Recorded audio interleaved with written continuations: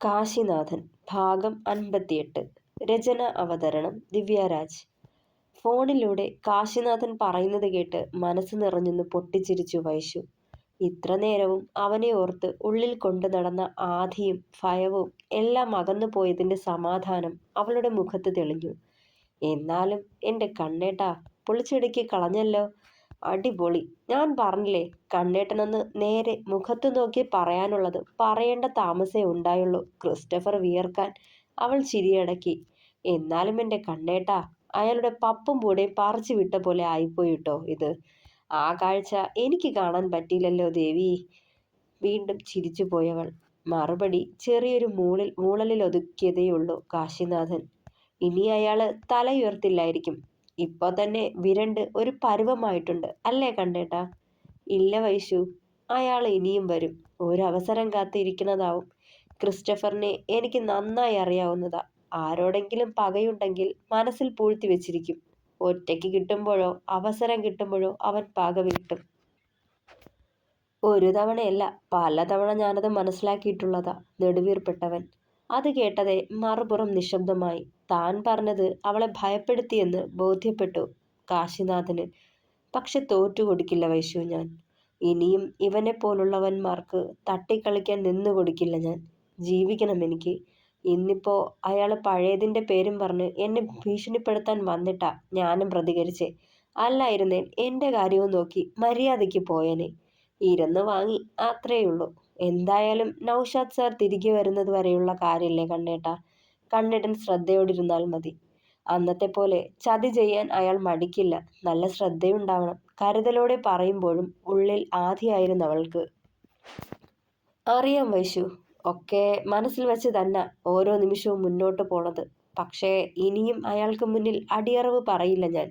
അത് മനസ്സിൽ ഉറപ്പിച്ചത് തന്നെയാ. ദൃഢമായിരുന്നു അവൻ്റെ ഓരോ വാക്കും. ആശ്വാസം തോന്നി വൈശുവിന് അന്നേരം. ബാംഗ്ലൂരിൽ നിന്ന് ഗൗരിക്കായി വാങ്ങിയ പാവയുമായി ഹോസ്പിറ്റലിലേക്ക് ചെന്നതായിരുന്നു സെന്തിൽ. റൂമിന്റെ വാതിൽ തട്ടുമ്പോൾ പതിവ് പോലെ അവളുടെ അമ്മ തന്നെ വാതിൽ തുറന്നു കൊടുത്തു. ആ മോനെ, വാ ഇരിക്ക്. ചെറുചിരിയോടെ അവനെ അകത്തേക്ക് ക്ഷണിച്ചവർ. ഗൗരി ഉണർന്നില്ലേ? പാവ കൊണ്ട് ടേബിളിന് മുകളിൽ വെച്ചവൻ. ഉറക്കാം മോനെ. ഇന്നലെ രാത്രി വലിയ ബഹളമായിരുന്നു. കുഞ്ഞുഞ്ഞിന്റെ പേരും പറഞ്ഞ് നിലവിളിച്ച് അലറിക്കരച്ചിലൊക്കെ ആയിരുന്നു. ഉറങ്ങാനുള്ള ഇഞ്ചക്ഷൻ കൊടുത്തേ പിന്നെയാ ഒന്ന് അടങ്ങിക്കിടന്ന് ഉറങ്ങിയേ. അവളുടെ നെറുകിൽ മെല്ലെ തലോടിക്കൊണ്ട് അവരത് പറയുമ്പോൾ അവളുടെ നിഷ്കളങ്കമായ മുഖത്തേക്ക് ഉറ്റുനോക്കി സെന്തിൽ. 2 ദിവസം ഈ പെണ്ണിനെ കാണാതെ ആയപ്പോൾ മനസ്സിന് വല്ലാത്തൊരു വീർപ്പുമുട്ടലായിരുന്നു. അറിയില്ല എന്തുകൊണ്ടെന്ന്. അറിയാം, ഓർമ്മ തിരിച്ചു കിട്ടി കഴിയുമ്പോൾ ഞാൻ നിനക്ക് ആരുമല്ലാതാവുമെന്ന്. പക്ഷേ അതെനിക്ക് ഓർക്കുമ്പോൾ പോലും വല്ലാത്ത നോവ് തന്നെയാണ് മനസ്സിൽ ചിന്തിച്ചവൻ. ഗൗരി ഉണരുമ്പോൾ ഇത് കൊടുത്തേക്കമ്മേ, പാവയെ ചൂണ്ടിക്കൊണ്ട് പറഞ്ഞവൻ. ബാംഗ്ലൂരിൽ പോകുന്ന കാര്യം പറയുമ്പോൾ പാവയെ ചോദിച്ചിരുന്നു. അതാ വാങ്ങിയേ. എന്നാൽ ഞാൻ ഇറങ്ങുക, രാത്രി വരാം, അവൻ നേർത്ത പുഞ്ചിരിയോടെ പറഞ്ഞു. കൊടുത്തേക്കാം മോനെ. അവരത് പറഞ്ഞതും ചെറുചിരിയോടെ തലയാട്ടിക്കൊണ്ട് പുറത്തേക്കിറങ്ങിയവൻ. വീണ്ടും വീണ്ടും പിന്നിലേക്ക് നോക്കി. അവളെ ഒന്നുകൂടെ കാണാൻ മനസ്സ് കൊതിച്ചുകൊണ്ടിരുന്നു. പക്ഷെ ചെയ്തില്ല. സംയമനം പാലിച്ചു. നാളെ ഒരു പക്ഷേ താൻ അവൾക്ക് ആരുമല്ലാതാവുമ്പോൾ താങ്ങാനായെന്ന് വരില്ല എന്ന ചിന്തയിൽ മനുഷ്യ ശരീരത്തെപ്പറ്റി ക്രിസ്റ്റഫർ കൊടുക്കുന്ന ലെക്ചർ നോട്ടുകൾ എഴുതിയെടുക്കുകയായിരുന്നു കാശിനാഥൻ. ഇടയ്ക്കിടെ അയാളുടെ കണ്ണുകൾ കാശിനാഥനിലേക്കും പാറി വീഴുന്നുണ്ട്. ഓരോ തവണയും അവൻ്റെ ദേഹത്തേക്ക് ചൂഴ്ന്നു നോക്കുമ്പോൾ ക്ലാസ്സിൽ നിന്ന് ഇറങ്ങിപ്പോയാലോ എന്ന് പോലും ചിന്തിച്ചു. പക്ഷേ അങ്ങനെ ഓടാൻ തുടങ്ങിയാൽ തനിക്ക് ഈ കോഴ്സ് കംപ്ലീറ്റ് ചെയ്യാൻ പറ്റില്ലെന്ന ചിന്തയിൽ അവനിരുന്നു. Hey Kashinathan, give a brief details about male reproductive system.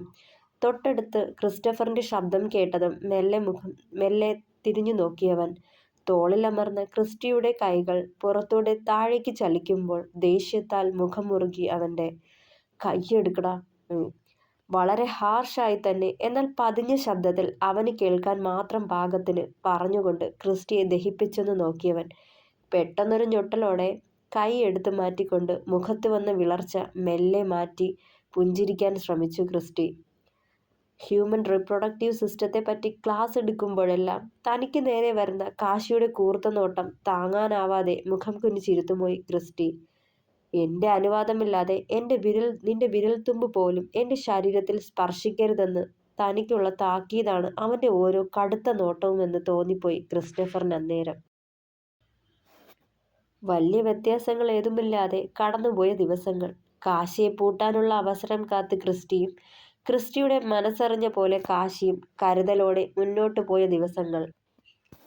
പല സന്ദർഭങ്ങളിലും ക്രിസ്റ്റഫറിന്റെ കഴുകൻ കണ്ണുകൾ തന്റെ ശരീരത്തിൽ മറ്റൊരർത്ഥത്തിൽ സഞ്ചരിക്കുന്നത് അവൻ അറിയുന്നുണ്ടായിരുന്നു. കടുത്ത നോട്ടത്തിലൂടെ ശക്തമായ താക്കീത് ക്രിസ്റ്റഫറിന് കൊടുത്തെങ്കിലും അവൻ അതൊക്കെ തുടർന്നു. പല സന്ദർഭങ്ങളിൽ മറ്റുള്ളവരുടെ മുന്നിൽ വെച്ച് അടുപ്പത്തോടെ തന്റെ ശരീരത്തെ സ്പർശിക്കാനും ആധിപത്യം കാട്ടാനും തുനിയുന്നവനെ കാശി ശക്തമായി തന്നെ എതിർത്തു. മറ്റുള്ളവർക്ക് മനസ്സിലാകാനാവാത്ത രീതിയിൽ തൻ്റെ ഒരു രോമത്തിൽ കൂടി ക്രിസ്റ്റഫറിനെ സ്പർശിക്കാൻ കാശിനാഥൻ അനുവദിക്കാറില്ലായിരുന്നു. അതുകൊണ്ട് തന്നെ കാശിനാഥനോടുള്ള ക്രിസ്റ്റിയുടെ മോഹം ഒരു പകയായി മാറാൻ അധിക സമയം വേണ്ടി വന്നില്ല.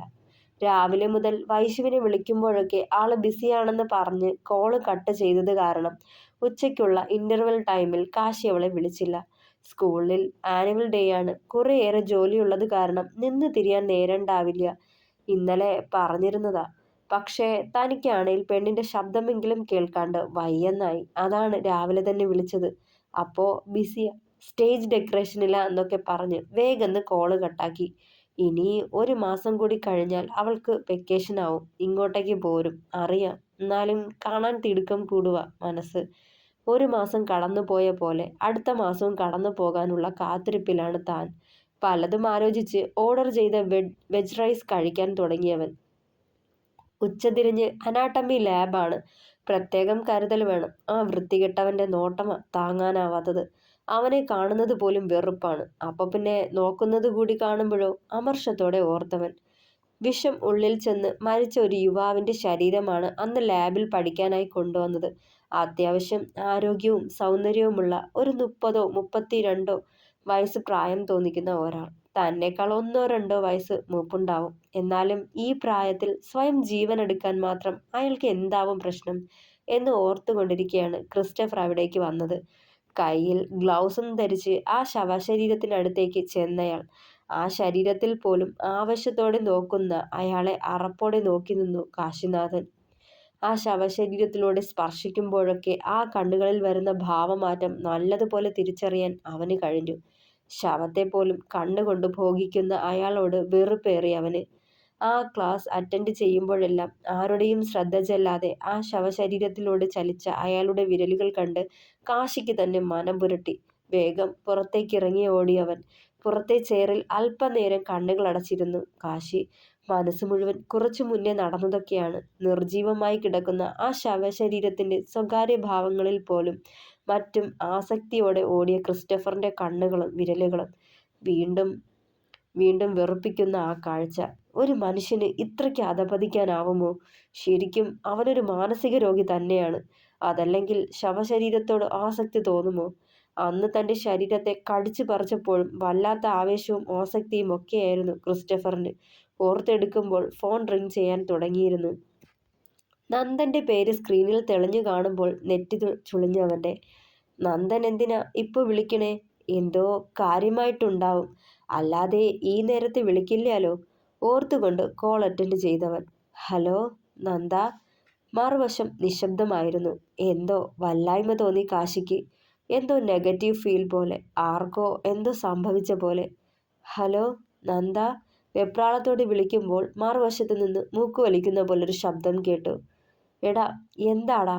ഇത്തവണ പരിഭ്രാന്തിയോടെയാണ് ചോദിച്ചത്. എടാ കണ്ണ, നീ നീ ഒന്ന് നാട്ടിലേക്ക് വരുമോടാ? പെട്ടെന്ന് അവനത് ചോദിക്കുമ്പോൾ വല്ലാത്തൊരു ഭയം കാശിനാഥനെ പൊതിഞ്ഞു. ഡാ കാര്യം എന്താന്ന് പറയ്. മനസ്സ് അസ്വസ്ഥമായി കാശിയുടെ. എടാ നീ ഇങ്ങോട്ട് പോര്. പ്രത്യേകിച്ചൊന്നുമില്ല. നമ്മുടെ പാച്ചനൊരു ആക്സിഡന്റ്. ഹോസ്പിറ്റലിൽ അഡ്മിറ്റാടാ. കൂടെ വൈശുവിനും പരിക്കുണ്ട്. നീ ഒന്ന് വരുമോ? വിറച്ച ശബ്ദത്തോടെ അവനത് പറയുമ്പോൾ കാശിനാഥന് ശ്വാസം നിലച്ച പോലെ തോന്നി. എടാ പാച്ചൻ എന്നതാടാ? എൻ്റെ വൈശു? ഉമിനീര് വിഴുങ്ങിക്കൊണ്ട് ചോദിച്ചവൻ. നീ ഇവിടേക്ക് വായോ. ഞാൻ കോള് കട്ട് ചെയ്യുക. ഇവിടെ ഞാനും സെന്തിയും ഭരതൻ മാമയും ഉണ്ട്. വൈശു ICUവില. അത്രയും പറഞ്ഞത് മാത്രമേ കാശിനാഥൻ കേട്ടുള്ളൂ. പിന്നെയൊക്കെ ഒരു മുഴക്കമായിരുന്നു, ചെവിയെ കൊട്ടിയടച്ചുകൊണ്ടുള്ള ഒരു മൂളൽ. ഫോൺ കയ്യിൽ നിന്ന് നിലത്തേക്ക് പോയതുകൂടി അറിഞ്ഞില്ലവൻ. ദേഹം തളർന്നതും ചേറിൽ പിടിമുറുക്കി. വൈശുവിൻ്റെയും പാച്ചൻ്റെയും മുഖം മാത്രമായിരുന്നു മനസ്സിൽ. അവർക്ക് എന്താവും പറ്റിയെന്നുള്ള ചിന്ത അവനെ ശ്വാസം മുട്ടിച്ചു കളഞ്ഞു. എത്ര നിമിഷങ്ങൾ ആ ഇരിപ്പ് ഇരുന്നെന്നറിയില്ല. തലച്ചോറിനെ ബാധിച്ച ആ മരവിപ്പ് തെല്ലൊന്നകന്നതും ചാടിപ്പിടിച്ചെഴുന്നേറ്റു. ക്ലാസ്സിലേക്ക് ചെന്ന് ബാഗും മറ്റുമെടുത്ത് ഓഫീസ് റൂമിലേക്ക് പായുകയായിരുന്നവൻ. ICUവിന് മുന്നിൽ അക്ഷമയോടെ കാത്തിരുന്നു സെന്തിലും ഭരതനും നന്ദനും. അകത്ത് കിടക്കുന്ന രണ്ടുപേർക്കും ഒരാപത്തും വരുത്തരുതെന്ന് ഉള്ളുകൊണ്ട് കേണ് പ്രാർത്ഥിക്കുകയായിരുന്നവർ. ICU തുറന്ന് പുറത്തേക്ക് വന്ന നഴ്സിനെ കണ്ടതും മൂന്നാളും അവർക്കരികിലേക്ക് ഓടിയെത്തിയിരുന്നു. അവരുടെ കയ്യിൽ കരുതിയിരുന്ന രക്തം പുരണ്ട വസ്ത്രങ്ങളും വൈശുവിൻ്റെ ആഭരണങ്ങളും പാച്ചൻ്റെ വാലറ്റും വാച്ചും ഒക്കെ കണ്ടപ്പോൾ ശരീരം തളർന്നു അവരുടെ. ഇത് പേഷ്യൻസിൻ്റെയാണ്. അവരത് ഭരതന് നേരെ നീട്ടുമ്പോൾ കൈനീട്ടി വാങ്ങിക്കൊണ്ട് നെഞ്ചിലേക്ക് അണച്ചു പിടിച്ച് പൊട്ടിക്കരഞ്ഞയാൾ. മേഡം, അവർക്കിപ്പോ? ഇടറിയ നാദത്തോടെ സെന്തി ചോദിച്ചു. മുറിവ് ആഴമുള്ളതാണ്, ഒന്നും പറയാറായിട്ടില്ല. 16 മണിക്കൂർ കൂടി കഴിയട്ടെ. ശാന്തമായി തന്നെ അവരത് പറയുമ്പോൾ നന്ദൻ നെഞ്ചിൽ കൈവച്ചു പോയി. സിസ്റ്ററെ, അവരെ ഒന്ന് കാണാൻ പറ്റുമോ? നന്ദൻ വിറയോട് ചോദിച്ചു. ഇല്ല, ഈ അവസ്ഥയിൽ നിങ്ങൾക്ക് അവരെ കാണാനൊക്കത്തില്ല. കുറച്ചു നേരം കൂടി വെയിറ്റ് ചെയ്തോളൂ. പിന്നെ ഭാസ്കർ എന്ന ആളിൻ്റെ റിലേറ്റീവ്സ് ആരെങ്കിലും വന്നിട്ടില്ലേ? അവർ എടുത്തു ചോദിച്ചതും. അവന് ഒരു അനുജത്തി മാത്രമേയുള്ളൂ സിസ്റ്ററെ. അവള് മാരീഡാണ്, ഭർത്താവിനൊപ്പം എബ്രോഡിലാ. സെന്തിൽ അത് പറയുമ്പോൾ കരഞ്ഞു പോയിരുന്നു. എന്താ സിസ്റ്ററെ? അവൻ എടുത്തു ചോദിച്ചതും. ആളുടെ നില കുറച്ച് ക്രിട്ടിക്കലാണ്. കാണേണ്ടവരോട് വന്ന് കാണാൻ പറഞ്ഞോളൂ. ചിലപ്പോൾ ഒരു പക്ഷേ. അത്രയും മാത്രം പറഞ്ഞു നിർത്തിക്കൊണ്ട് അവർ അകത്തേക്ക് കയറി പോകുമ്പോൾ തറഞ്ഞു നിൽപ്പുണ്ടായിരുന്നു 3 പേരും. എടാ, നമ്മുടെ പാച്ചൻ! അലറിക്കരച്ചിലോടെ സെന്തിൽ നന്ദന്റെ നെഞ്ചിലേക്ക് ചാഞ്ഞു. എടാ, നീ ഇങ്ങനെ തളരരുതേ. ഒന്നും വരില്ലടാ പാച്ചന്. നീ നോക്കിക്കോ, അവൻ തിരികെ വരും. നമ്മളെ വിട്ടു പോവാൻ പറ്റുമോ അവന്? അവൻ തിരികെ വരുമടാ.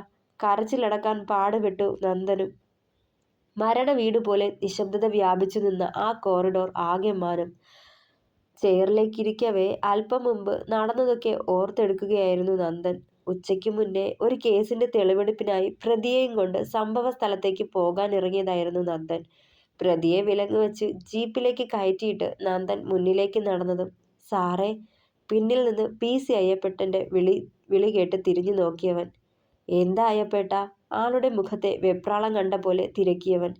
നമ്മുടെ തളിയൂര് സ്കൂളിൽ നിന്ന് ഒരു കോള് വന്നു. അവിടുത്തെ ഒരു ടീച്ചറെയും സാറിനെയും ആരോ കുത്തി പരിക്കേൽപ്പിച്ചെന്ന്. അയ്യപ്പനത് പറയുമ്പോൾ വൈശുവിൻ്റെയും പാച്ചൻ്റെയും വിക്ടറിൻ്റെയും മുഖമായിരുന്നു നന്ദൻ്റെ മനസ്സിൽ. പക്ഷേ അന്നത്തെ സംഭവത്തിന് ശേഷം അയാൾ വൈശുവിനെ ഒരു രീതിയിൽ ശല്യപ്പെടുത്തിയിട്ടില്ലെന്ന് ഓർത്തപ്പോൾ ആ ഭയം അകന്നു. എങ്കിലും ഉള്ളിൻ്റെ ഉള്ളിൽ ഒരു അങ്കലാപ്പ് പോലെ. ആരാ കുത്തിയെന്ന് വല്ലതും അറിഞ്ഞോ അയ്യപ്പേട്ട? അതേപ്പറ്റി അറിയില്ല. അവരെ രണ്ടാളെയും കുത്തി പരിക്കേൽപ്പിച്ചിട്ട് അയാൾ സ്വയം തീ കൊളുത്താൻ ഒരുങ്ങിയത്രേ. നാട്ടുകാരൊക്കെ ചേർന്ന് പിടിച്ചു മാറ്റി അയാളെ സ്കൂളിലെ ഒരു ഒഴിഞ്ഞ ക്ലാസ് റൂമിൽ പൂട്ടിയിട്ടിരിക്കുകയാ. അയ്യപ്പൻ്റെ നാവീന്ന് അതുകൂടി കേട്ടപ്പോൾ ഉള്ളിലെ ആധിയേറി. വൈശുവിനെ വിക്ടർ അന്നൊരിക്കൽ ഉപദ്രവിക്കാൻ നോക്കിയത് ഓർത്തെടുത്തു. കയ്യും കാലും വിറച്ചുപോയി. ആ പ്രതിക്കൊപ്പം ASIയെ അയച്ചിട്ട് ഒരു ഓട്ടോ പിടിച്ചാണ് സ്കൂളിലേക്ക് ചെന്നത്. അവിടെ ചെന്നപ്പോൾ പേടിച്ചത് തന്നെ നടന്നിരുന്നു. വിക്ടറിൻ്റെ കുത്തേറ്റ് പരിക്ക് പറ്റിയത് വൈശുവിനും പാച്ചനുമായിരുന്നെന്ന് മനസ്സിലായി. വൈകിട്ട് നടക്കാനിരുന്ന ആനുവൽ ഡേയുടെ ഫംഗ്ഷന് വേണ്ട തയ്യാറെടുപ്പിലായിരുന്നു എല്ലാ ടീച്ചേഴ്സും സ്റ്റാഫ്സും. അവർക്കിടയിലേക്ക് വിക്ടർ കയറി വന്നപ്പോൾ അയാളെ ആരും സംശയിച്ചതുമില്ല. കാരണം അയാൾ അവിടെ മുൻപ് വർക്ക് ചെയ്തിരുന്നതല്ലേ. ഫംഗ്ഷനിൽ പങ്കെടുക്കാൻ വന്നതാണെന്ന് തെറ്റിദ്ധരിച്ചു. പിന്നെ അയാളും വൈശുവും തമ്മിലുള്ള പ്രശ്നം പാച്ചു ഒഴികെ അവിടെ മറ്റാർക്കും അറിയില്ലായിരുന്നു. ഈ നേരം പാച്ചുവും വൈശുവും വൈകിട്ടത്തെ കലാപരിപാടികൾക്ക് കുട്ടികളെ ഒരുക്കേണ്ടതിനുള്ള ഗ്രീൻ റൂം സെറ്റ് ചെയ്യുമായിരുന്നത്രേ. അവർക്കൊപ്പം വേറെയും 2 സ്റ്റാഫ്സ് കൂടി ഉണ്ടായിരുന്നു. അകത്തേക്ക് കയറി ചെന്ന പാടെ വിക്ടർ വൈശുവിനെ കയ്യിൽ കയറി പിടിച്ച് വലിച്ച് പുറത്തേക്ക് കൊണ്ടുപോവാൻ ഒരുങ്ങി.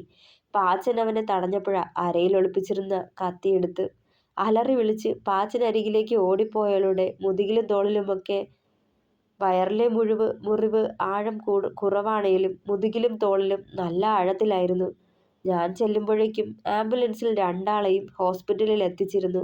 നാട്ടാരും മാഷന്മാരും കൂടി കൈവച്ച് വിക്ടർ തളർന്നു കിടപ്പുണ്ടായിരുന്നു. അയാളെ നേരെ സ്റ്റേഷനിലേക്ക് കൊണ്ടുപോവുകയും ചെയ്തു. ഹോസ്പിറ്റലിൽ പാഞ്ഞെത്തുമ്പോൾ രണ്ടാളും ഐസിയുലാന്ന് അറിയാൻ കഴിഞ്ഞ്. ഭരതൻ മാമയെയും സെന്ധിയെയും വിളിച്ചു വരുത്തി സമാധാനത്തോടെ കാര്യങ്ങൾ പറഞ്ഞു. അപ്പോഴും കണ്ണനെ അറിയിക്കുന്നത് ഒരു ടാസ്ക് തന്നെയായി. എന്ത് പറഞ്ഞ് അവനെ വിളിച്ചു വരുത്തുക എന്നായി ചിന്ത.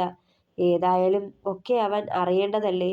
രണ്ടും കൽപ്പിച്ച ഒക്കെ വിളിച്ചു പറഞ്ഞത് ഓർത്തതേ കിതച്ചു പോയവൻ ചെയറിൽ തലയ്ക്ക് കൈയും കൊടുത്തിരിക്കുമ്പോഴും രണ്ടാൾക്കും ഒരാപത്തും വരുത്തരുതെന്ന് പ്രാർത്ഥന മാത്രമായിരുന്നു. ഓഫീസ് റൂമിൽ ചെന്ന് ലീവ് ചോദിച്ച ശേഷം മാനേജർ തിരക്കിയത് കാര്യം എന്താണെന്ന്. ഭാര്യയ്ക്ക് ആക്സിഡന്റ് എന്നും ഐസിയുലാണെന്നും വല്ല വിധേനയും പറഞ്ഞൊപ്പിച്ചപ്പോൾ ആള് പിന്നൊന്നും ചോദിച്ചില്ല. പൊയ്ക്കോളാൻ പറഞ്ഞു. പിന്നെ നേരെ ഫ്ലാറ്റിലേക്ക്. അവിടെ ചെന്ന് വേണ്ടതൊക്കെ എടുത്ത് വെക്കുമ്പോൾ മനസ്സ് ശൂന്യമായിരുന്നു. വൈശുവിൻ്റെയും പാച്ചൻ്റെയും മുഖം ഓർക്കവേ അവർക്ക് എന്താ പറ്റിയതെന്നുള്ള ആധിയായി. കയ്യും കാലും വിറച്ചുകൊണ്ടേയിരുന്നു. വല്ലാത്തൊരു തരം മരവിപ്പായിരുന്നു. ഇതിനിടയിൽ പലതവണ നന്ദനെയും സെന്ധിയെയും വിളിച്ചു നോക്കി. കോള് പോകുന്നില്ല. നെറ്റ്വർക്ക് എററായിരുന്നു. അല്ലെങ്കിലും അത്യാവശ്യ സമയങ്ങളിൽ പലപ്പോഴും അങ്ങനെ തന്നെയാണല്ലോ. വേഗം എടുക്കേണ്ടതും എടുത്ത് നേരെ എയർപോർട്ടിലേക്കാണ്. എമർജൻസി ഫ്ലൈറ്റ് ഉണ്ടായിരുന്നു. എന്തോ ഭാഗ്യം കൊണ്ട് ടിക്കറ്റ് കിട്ടി. അധികം വൈകാതെ എറണാകുളത്തെത്തും. അവിടുന്ന് ട്രെയിനിനോ മറ്റോ നാട്ടിലേക്ക് പോകണം. എങ്ങനെ പോയാലും ഹോസ്പിറ്റലിൽ എത്തുമ്പോൾ നേരം പുലരും. രണ്ടാൾക്കും ഒരാപത്തും വരുത്തരുതേ ഭഗവാനെ. ഞാനവിടെ എത്തുമ്പോൾ രണ്ടാളും സേഫ് ആയിരിക്കണേ. ഉള്ളുരുക്കി പ്രാർത്ഥിച്ചുകൊണ്ട് വിൻഡോയിലൂടെ നീലാകാശത്ത് പാറിപ്പറക്കുന്ന പഞ്ഞിക്കെട്ട് പോലുള്ള മേഘങ്ങളിലേക്ക് നോട്ടം പായിച്ചു കാശിനാഥൻ. ഹൃദയം നുറുങ്ങുന്ന പോലെ നോവുന്നുണ്ട്. മനസ്സും ശരീരവും കൈപ്പിടിയിലൊതുക്കാതെ നൊമ്പരമേകുന്നു. കണ്ണുകൾ ഇടതിടവില്ലാതെ ഒഴുക്ക് തുടരുന്നു. ശ്വാസം നിലയ്ക്കുന്ന കണക്കിന് പല ചിന്തകളും വീർപ്പുമുട്ടിക്കുന്നു. കണ്ണുകൾ അടച്ചു പിടിച്ച് സീറ്റിലേക്ക് ചായുമ്പോൾ വിവാഹരാത്രി മുതലുള്ള കാര്യങ്ങൾ അവൻ്റെ മനസ്സിലേക്ക് വന്നുകൊണ്ടേയിരുന്നു. ഒരു ചലച്ചിത്രം കണക്കെ. തുടരും. അഭിപ്രായങ്ങൾ പറയണേ. കഥ ഇഷ്ടമാണെങ്കിൽ ഷെയർ ചെയ്യണം, സപ്പോർട്ട് ചെയ്യണം, സബ്സ്ക്രൈബ് ചെയ്യണം, ഹൈപ്പ് ചെയ്യണം. Thank you.